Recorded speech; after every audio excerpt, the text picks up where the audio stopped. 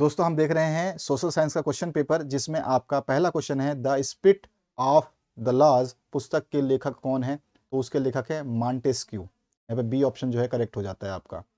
इसके बाद जो नेक्स्ट क्वेश्चन है, इसमें पूछा गया है भारत में मानसून का आगमन होता है। भारत में मानसून का आगमन जून के प्रारंभ में हो जाता है। बी ऑप्शन करेक्ट हो जाता है।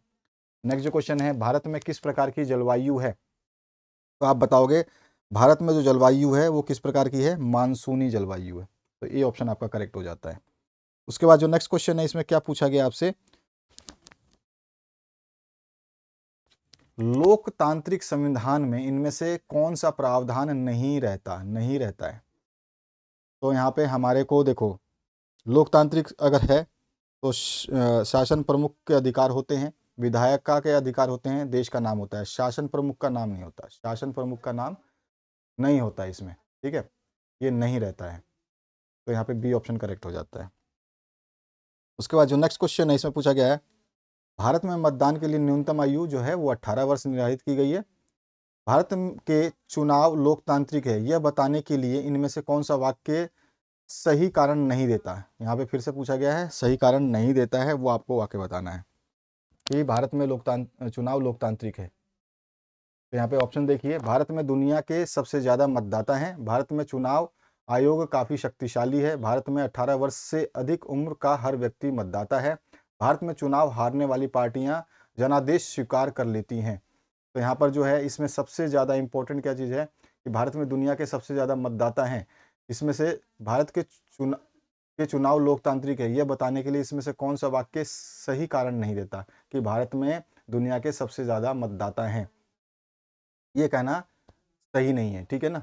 यहाँ पर जो है भारत में चुनाव हारने वाली पार्टियां जन आदेश स्वीकार कर लेती हैं, यहाँ पर डी ऑप्शन सही हो जाएगा, जन आदेश स्वीकार कर लेती, ठीक है। इसके बाद जो नेक्स्ट क्वेश्चन है, इसमें क्या पूछा गया है, इसमें पूछा गया है आपसे भारत के किस राज्य में निर्धनता अनुपात सर्वाधिक है। वो बिहार राज्य है सबसे ज़्यादा निर्धन। ग्रामीण उसके बाद उड़ीसा आता है दूसरे नंबर पे। ग्रामीण रोजगार सृजन कार्यक्रम का आरंभ कब किया गया था। तो इसको किया गया था सन 1995 में। निम्नलिखित में से आधुनिक कृषि पद्धति कौन सी है। आधुनिक कृषि पद्धति जो है बहुविधि प्रणाली, यानी कि हमारा जो हो जाएगा वो हो जाएगा 9वें क्वेश्चन में, HYB बीजों का उपयोग, ये सबसे आधुनिक प्रणाली है। निम्नलिखित में से प्राथमिक क्षेत्रक का क्रियाकलाप कौन सा है। प्राथमिक क्षेत्रक में क्या होता है, मछली पालन। रिक्त स्थानों की पूर्ति करनी है। खाली स्थान चर्च द्वारा वसूल किए जाने वाला कर था जो कृषि उपज के 10वें हिस्से के बराबर होता था। तो वो कौन सा कर था, वो कर था हमारा टाइद।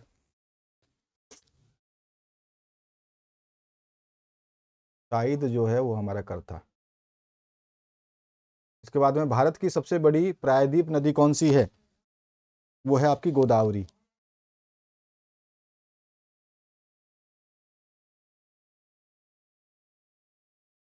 गोदावरी नदी, गोदावरी नदी। केरल और कर्नाटक में आमतौर पर होने वाली पूर्व मानसूनी वर्षा को आम्र वर्षा कहते हैं।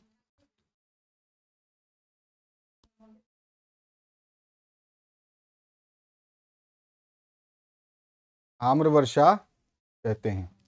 भारतीय संविधान खालिस्तान को लागू हुआ। तो भारतीय संविधान कब लागू हुआ था, 26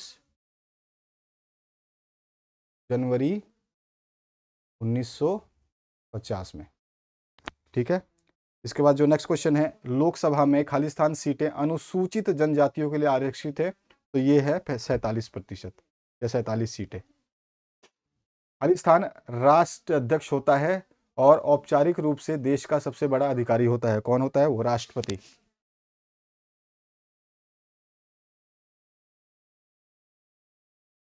इसके बाद जो है खालिस्तान वह संस्था है जहां नागरिक और सरकार के बीच विवादतः अंततः सुलझाए जाते हैं, वो सर्वोच्च न्यायालय है, ठीक है।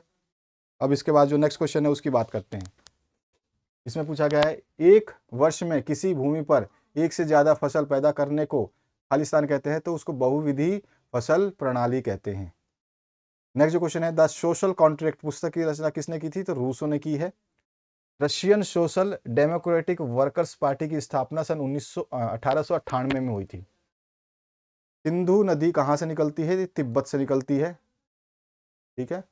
इसके बाद जो नेक्स्ट क्वेश्चन है, ग्रीष्म ऋतु में उत्तरी मैदानों में बहने वाली गर्म पवन कौन सी है? उसको बोलते हैं लू। लोकदल नामक पार्टी का गठन किसने किया? तो चौधरी चरण सिंह द्वारा इसका गठन किया गया था। लोकसभा में सॉरी राजस्थान में लोकसभा निर्वाचन क्षेत्रों की संख्या कितनी है? तो वो 25 है। भारतीय संसद के 2 सदनों के नाम लिखिए, लोकसभा और राज्यसभा। प्रधानमंत्री की नियुक्ति कौन करता है? वो राष्ट्रपति करता है।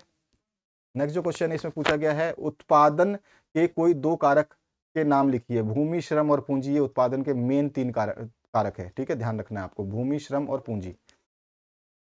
नेक्स्ट क्वेश्चन है, 19वीं सदी तक आते आते रूढ़िवादी समूह समाज में किस प्रकार का परिवर्तन चाहता था? सार्वभौमिक वयस्क मताधिकार के संबंध में उदारवादियों के क्या विचार थे? भाभर क्या है? दोआब का अर्थ बताइए। लोकतंत्र के खिलाफ कोई 2 तर्क लिखिए। लोकतंत्र के पक्ष में कोई 2 तर्क लिखिए। खिलाफ भी बताना है और पक्ष में भी बताना है। यूरोपीय देशों में उदारवादी किस तरह की सरकार चाहते थे? भांगर और खादर क्या है? ये आपको बताना है। जल विभाजक का क्या कार्य है? एक उदाहरण दीजिए। लोकतंत्र की कोई 2 विशेषताएं लिखिए। निम्नलिखित से आप क्या समझते हैं? प्रभुत्व संपन्न और पंथ निरपेक्ष। इसमें अगला क्वेश्चन है, राष्ट्रीय ग्रामीण रोजगार गारंटी अधिनियम की कोई 2 विशेषताएं लिखिए। नेक्स्ट इसमें क्वेश्चन आपसे पूछा गया है, 18वीं सदी के फ्रांसीसी समाज के वर्गीकरण का वर्णन कीजिए। एक ऐसा समाज था, 3 स्टेट्स में बता हुआ था, आप बता दोगे। खेती की परंपरागत और आधुनिक विधियों में कोई 3 अंतर लिखिए। प्राथमिक, द्वितीयक और तृतीयक क्षेत्रक में किस तरह की विभिन्न आर्थिक क्रियाएं संचालित होती हैं बताने हैं कि प्राथमिक क्षेत्रक में क्या होता है, द्वितीयक क्षेत्रक में क्या होता है, तृतीयक क्षेत्रक जिसको सेवा क्षेत्रक कहते हैं, इसमें क्या होता है। 1930 तक आते आते जर्मनी में नात्सीवाद को लोकप्रियता क्यों मिलने लगी? व्याख्या कीजिए। अथवा में है, भारत के 6 भौगोलिक प्रभागों पर संक्षिप्त टिप्पणी लिखिए। नेक्स्ट जो क्वेश्चन है, दिए गए भारत के मानचित्र में भारत के निम्नलिखित पड़ोसी देशों को दिखाइए, जिसमें चीन है, नेपाल है, श्रीलंका है, पाकिस्तान है, बांग्लादेश है और म्यांमार है। इन सभी को आपको मानचित्र कार्य में दिखाना है। तो आशा करता हूं मैंने आपको जो वीडियोस दिए हैं, अगर इनको पढ़ लेते हो तो आपको कोई समस्या नहीं होगी, बहुत अच्छी तैयारी हो जाएगी। Best of luck for your examination.